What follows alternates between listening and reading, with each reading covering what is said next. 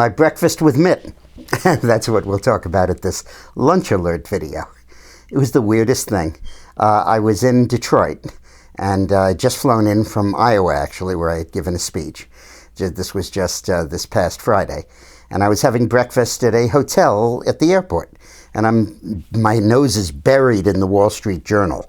And I'm reading the article they had about Romney, that its flip-flops on issues date back to 2005, and that's when he changed everything and so on.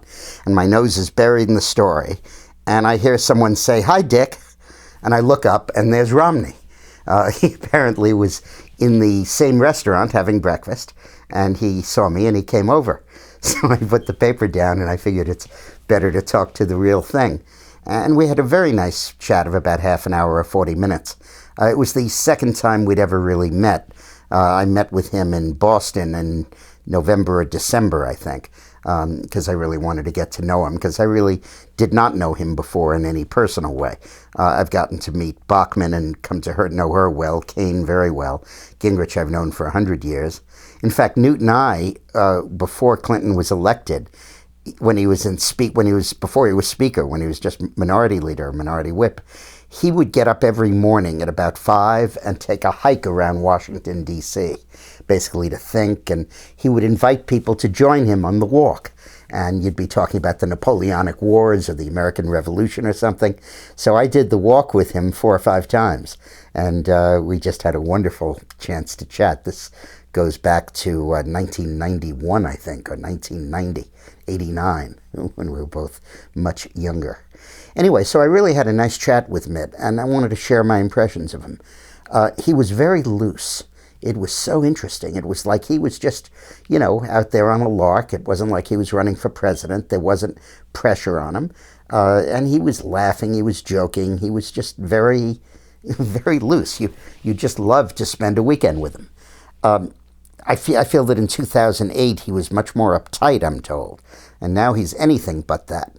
And he was so funny. He was talking about standing next to Perry at the debate where Perry forgot the third department he wanted to close. And Mitt said, "I just felt sorry for the guy. I didn't think of him as a political opponent. There was a guy drowning. I wanted to throw him a life preserver." And he said, and I did. I was standing next to him, and he was groping for the third agency, so I suggested EPA. And he said, no, I want to keep EPA. He didn't take the lifeline, and he just stayed in the middle of that mess. But it was really nice. I really enjoyed it. He clearly, he feels the campaign's going very well.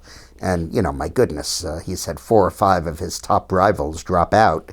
And then Bachmann and Perry and Kaine all ran into difficulties. So he certainly has had a blessed candidacy. We talked a lot about the issues. We talked a lot about the Mormon religion getting in his way in this race. And he felt really badly about that. He felt that was truly not in the American tradition, and I emphasized my agreement with that. And I just had the sense of a guy really in control, really in command, who would, frankly, make one heck of a president. So got to tell you that I was really impressed with him, very. So good. Now, if he goes to the White House, he's going to have a dog outside named Dubs looking for his ball. Dubs goes to Washington, because he goes to the White House in this one, and Dubs stopped by to visit the White House to see the president and his lovely spouse. Forgive me, Republicans, but it rhymed. He hoped they don't mind him paying a call. He only wanted to ask if they'd seen his ball. And here, of course, is the ball, and there's Dubs, and the rest you know. So get it at dickmorris.com. Thanks for watching. Hope you're having a nice lunch.